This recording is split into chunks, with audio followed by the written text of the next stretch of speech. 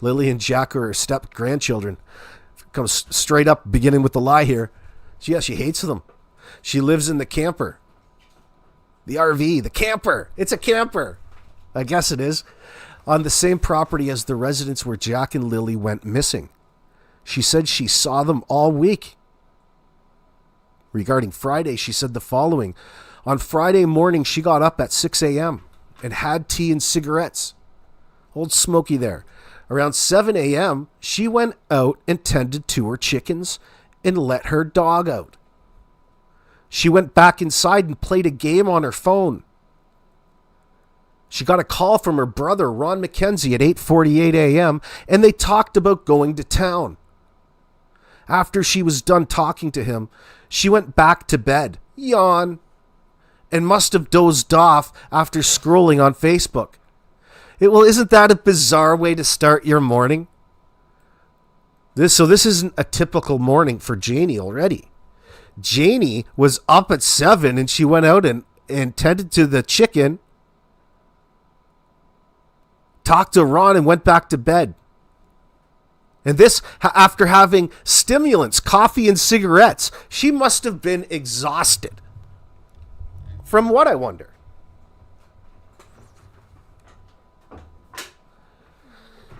All that shoveling, all that raking, all that fence building.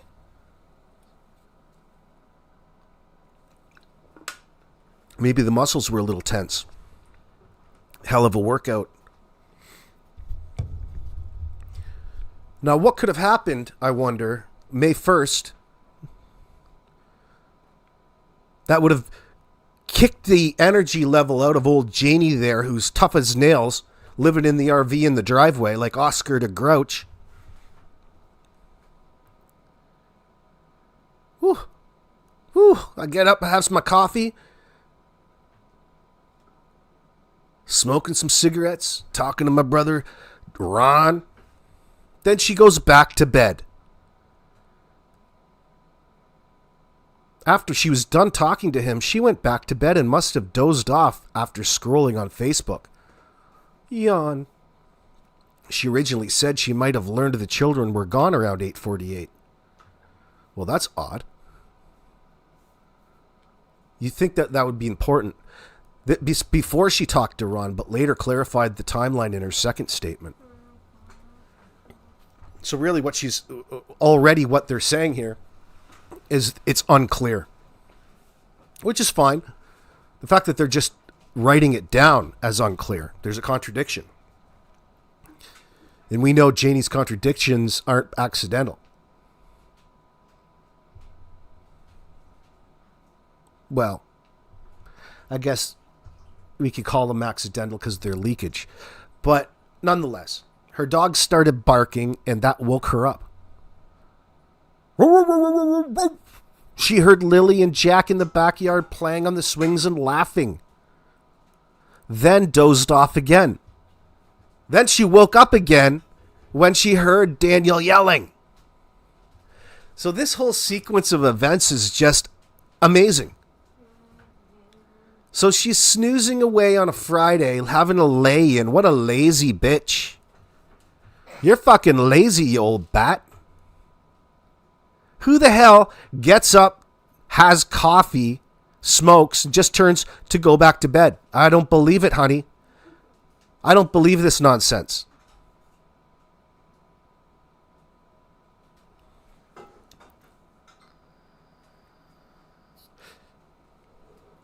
So the dog started barking, she says, and it woke her up. She heard Lily and Jack in the backyard playing on the swings and laughing.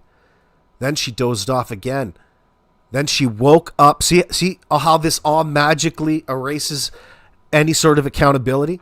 If only you hadn't been sleeping, you could have prevented all of this, apparently, Janie.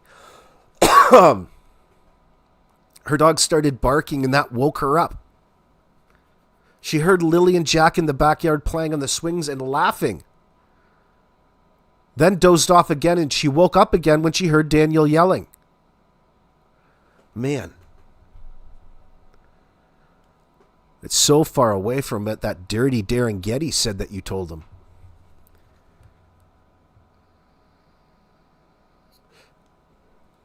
Now, Janie didn't think anything of it because Jack liked to look for bugs and gets into things when he's doing that. So she thought Daniel might have been yelling at Jack for that reason.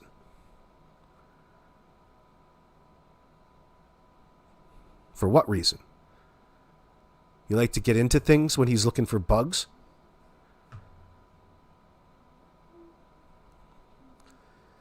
Too bad he didn't have any toys hanging around.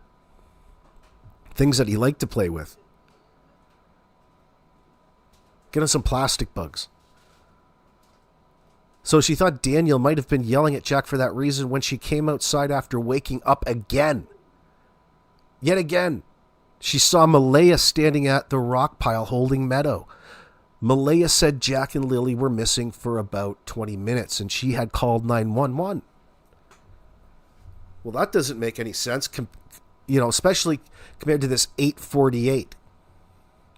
How about a little time along with this? Janie got her coats and boot and walked around looking for them. Daniel was searching for them. Her brother called again around 10:19 a.m.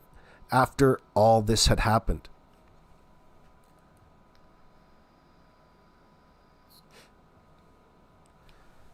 After all of this had happened. That's interesting terminology coming from Janie. What is all of this? That's not the cops' phrasing. Malaya called her mother who came to the house. When her mother arrived, Malaya talked to her and said, "I told you that they had autism." Family members started to show up. One of her brothers went to get an ATV and they continued searching. Janie said for the rest of Friday, she searched for the kids with her family members. The rest of Friday. So all that day that they called the RCMP, they were out avoiding the cops. And we've since come to talk about the probability of them moving the evidence that think about all of the places Daniel had access to around there within earshot, like Mr. Bradley Wong testified to. So he could temporarily have probably down at his dad's or his other uncle's. You could store a storage tote. Then then later on that Friday when you have everybody else out there, or Saturday, you could pick that tote up behind people's backs and go and transport it elsewhere. Well, you don't have your mobile devices. And wouldn't you know it?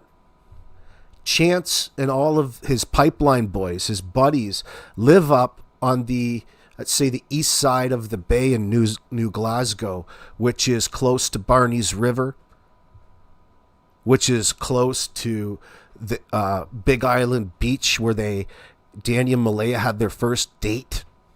Oh, yeah. I'm lovesick already.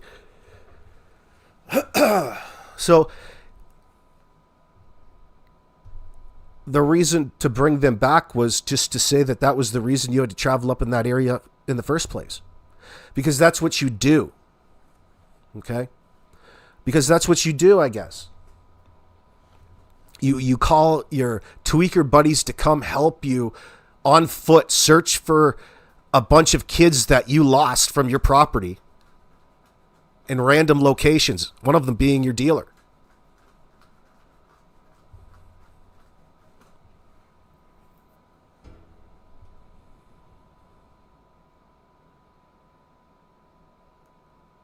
Yeah, NeuroVX. If MBM believed that they had autism, she should have been extra observant 24/7.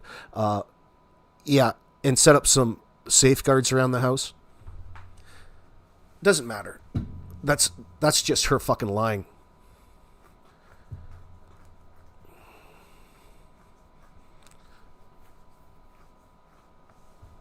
You'll come out and hold on. Ugh. Excuse me. When she came outside after waking up again, she saw Malaya standing at the rock pile holding Meadow. Malaya said Jack and Lily were missing for about 20 minutes and she called 911. So it's interesting right here at this point when in the story when she tells it 9-1. So this must have been 10:03 right at that point. Really, I just called 911. The kids have been missing for 20 minutes. Isn't that interesting? Isn't that interesting?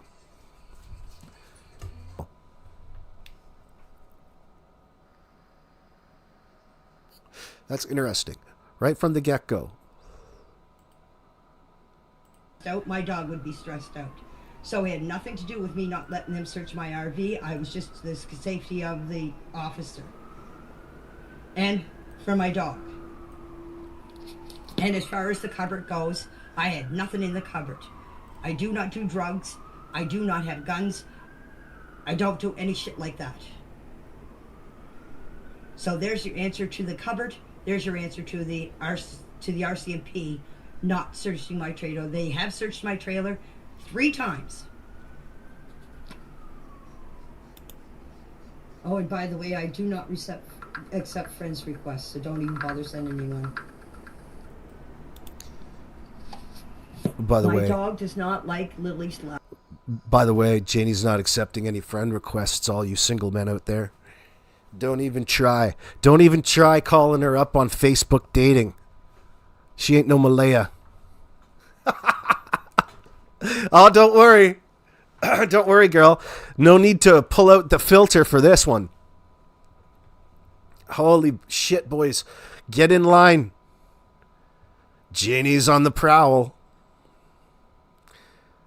How could you even get yourself cleaned up in that shithole?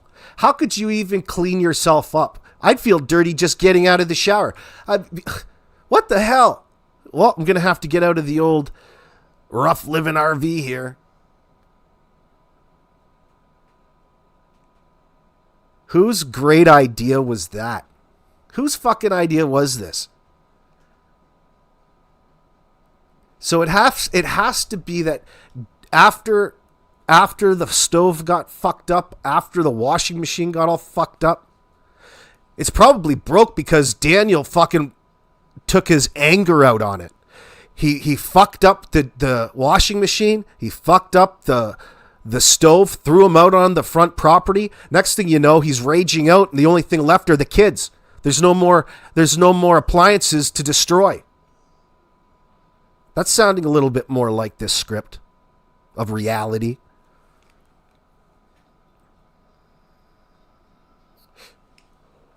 Old Janie and Danny are arguing over it. She doesn't feel that she can win, so she's got to get the hell out because it's going to lead to further escalation of the fighting that was going on inside the home.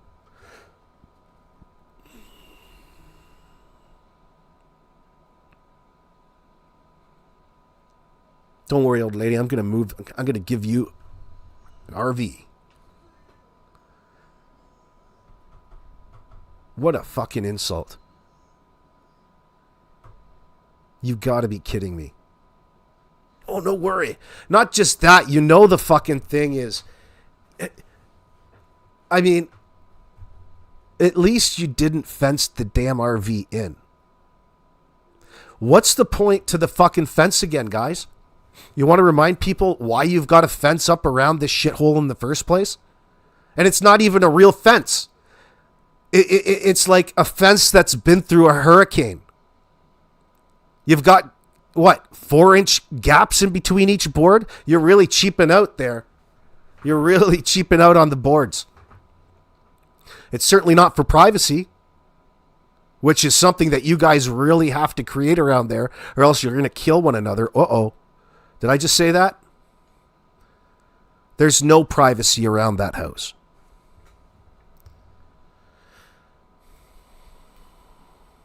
Loud scream, just like any dog would not like Lily's loud scream. I can't stand Lily's loud scream. If you watched her birthday party, the way she screamed, could you stand Lily's scream all the time? My dog reacts. My dog tells me when there's people in the yard. My dog tells me. This is very generous. Thank you, Snarky Pants, for the super sticker. My dog is really sensitive because he's so used to being all alone here for the last 20 or sorry, for whenever the kids showed up here 2 years ago, my dog has been used to quietness. When the kids moved, when Jack and Lily moved in here, my dog got more sensitive to sounds because of the kids yelling, screaming. So yes, my dog is. Stop. When she says her dog became more sensitive to their loud noises and their screaming, that means Janie did as well. Now, she could be vicariously living through her dog, but when she's saying that, it really means that she considers her, like, she is sensitive about her screaming. She can't stand these certain things, or otherwise it wouldn't be brought up in the first place. Does anybody really give a fine fiddler's what about what your dog likes and doesn't like? No, not one. Especially in relation to missing children.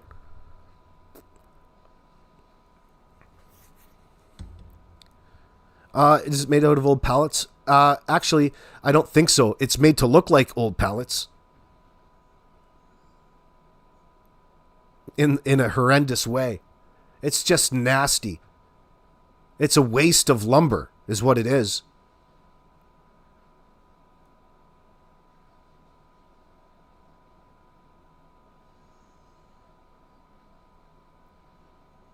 Helicopter Grandma says, there you go, the look on Daniel's face at the birthday party.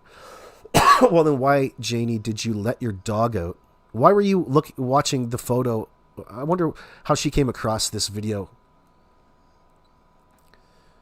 Jam, did you let your dog out when he was barking when Jack and Lily were outside that morning? I don't even think she was out. The kids were outside that morning, Grandma. The kids were not outside playing in that morning. I don't believe it. I don't believe it for a second. The first giveaway is the fact that Janie is telling you that she heard them as opposed to anything else. And her dog heard them. Her dog was barking. It's distancing. The whole explanation, her alibi is based off of hearing something. That's not when is the last time you saw the kids.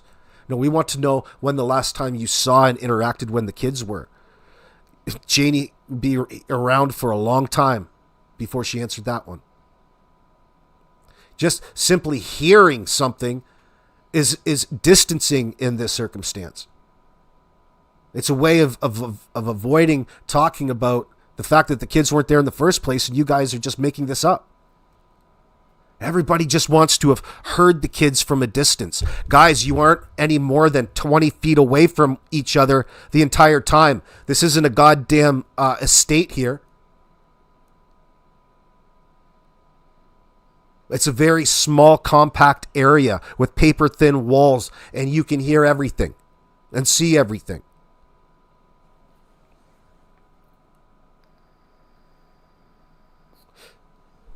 Yeah, you got it, Robin. Whatever happened the night before. Exactly. I don't even consider the kids being outside that morning in Janie's story to be even... Consider it true. I don't even consider it true. It's a bold-faced fucking lie. Or else we'd have a time frame of the scenario leading right up to that moment. What was everybody doing?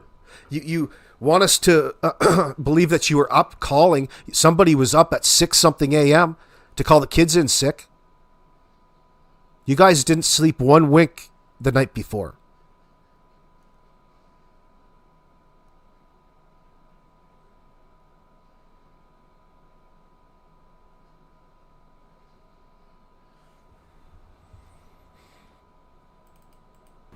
Very sensitive to Lily's scream and Jack screaming. Janie would be tired and exhausted from doing something like raking over tire tracks and any sort of evidence that would suggest all of the traffic that was coming in and out of there, with all of the traffic coming and going after midnight. So Janie would have been out there, really early on May the 2nd, like midnight, 1, 2 a.m. Just raking gravel over top, pounding down holes, trying to level things out for a pool that they were going to put in months later, in the middle of the night. Isn't that interesting? But you guys were in bed sleeping the entire time. Well, Malea's the only one that came out saying that she was sleeping in with Meadow. She doesn't know what Daniel did. He stayed up and said that he was going to clean up for her. Guess what? We know what Daniel's flavor of cleanup looks like. Nasty, messy.